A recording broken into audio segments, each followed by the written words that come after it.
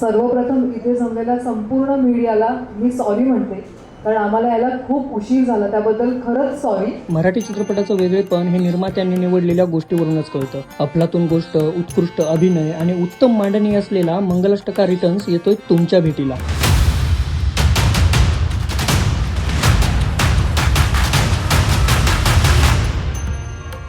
वीर कुमार शाह निर्मित मंगलाष्टका रिटर्न्सचा ट्रेलर प्रदर्शित होताच चाहत्यांनी दिली पसंती. आज माझी पोरगी डिवोर्स घेते, तिच्यापेक्षा 101 पोरीची लाईन लावतो तुझ्यासाठी बघतो. दोन्हीकडे सेम सिनेमा चालू आहे. गोष्ट आहे घटस्फोट सोहळ्याची, अनिरुद्ध आणि शीतलच्या प्रेमाची.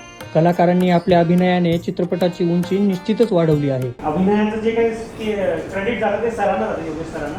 म्हणजे या फिल्मच्या प्रोसेसला आम्ही एकत्र बसत होतो, तर किरण म्हणून एक कॅरेक्टर सर म्हणे की हे तू करायला आवडतं, मला वाटतं समजा. प्रसाद ओक, आनंद इंगळे, कमलेश सावंत, सक्षम कुलकर्णी, प्रसन्न केतकर, श्वेता खरात, सोनल पवार, समीर पौलुस्ते सारख्या कलाकारांनी चित्रपटाला 4 चांद लावले. मुख्य भूमिकेत दिसणार वृषभ शहा.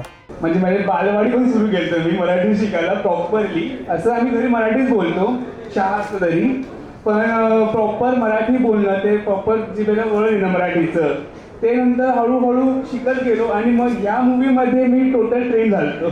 आपल्या मनमोहक अभिनयाने प्रेक्षकाला भुरळ पाडणाऱ्या शीतल अहिरराव. खूप छान अनुभव होता. सगळे सिनियर कलाकार असल्यामुळे त्यांच्याकडून शिकायला खूप मिळालं. गोष्ट जर चित्रपटाची भावना असेल तर निर्माता हा चित्रपटाचा आत्मा असतो, ज्यांच्यामुळे ही सुंदर गोष्ट प्रेक्षकांना पाहायला मिळते. या सिनेमाचे निर्माते शारदा फिल्म प्रोडक्शनचे वीर कुमार शाह यांच्यासाठी जोरदार टाळ्या झाला पाहिजे. कोरोना चालू झाला, म्हणजे त्यावेळेस शूटिंग बंद पडलं.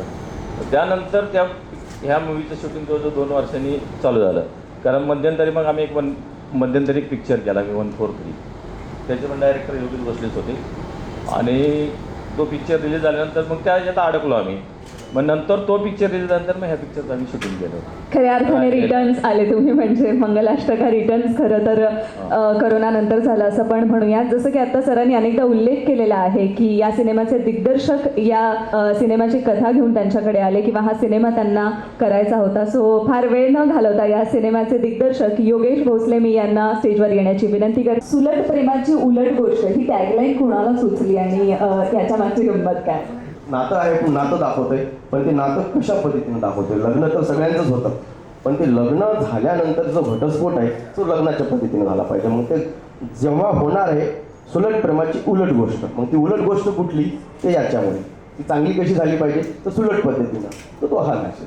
क्या बात है. सुलट प्रेमाची उलट गोष्ट आम्ही 23 मे रोजी चित्रपटगृहात पाहू. सर्वात महत्त्वाचे म्हणजे आमच्या हिरोचे वडिलांचं काम करतोय.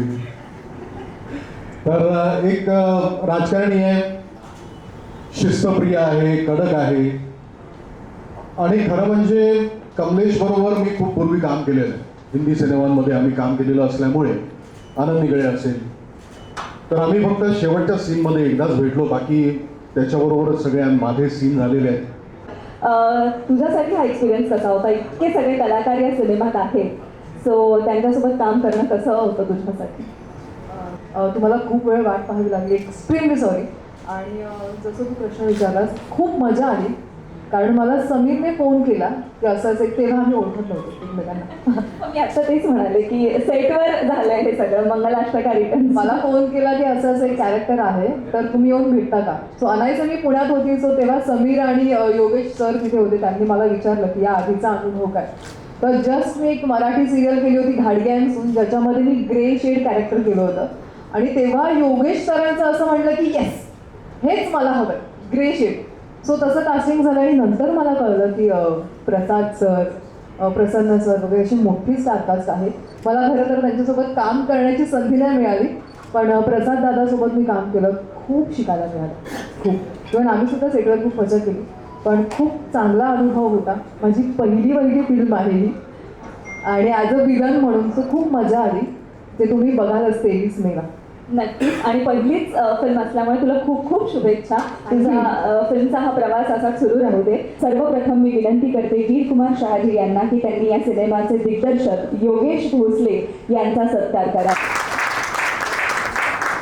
एस विक्रमन यांनाही मी स्टेजवर येण्याची विनंती करते आणि विनंती करते की कुमार शहाजी यांना त्यांचाही सत्कार इथे व्हावा. यानंतर विनंती करते या सिनेमाचे संगीत ह्याची धुरा ज्यांनी सांभाळली आहे ते म्हणजे पी. शंकर.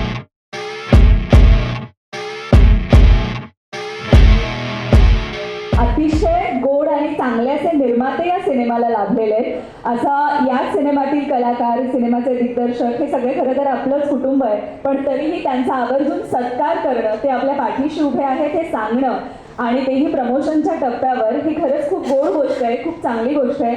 आणि मी मनापासून सर तुम्हाला शुभेच्छाही देते आणि आपला हा प्रवास असाच छान होत राहू दे. मंगलाष्टका रिटर्न्स 23 मे रोजी चित्रपटगृहात दाखल होणारा हा सिनेमा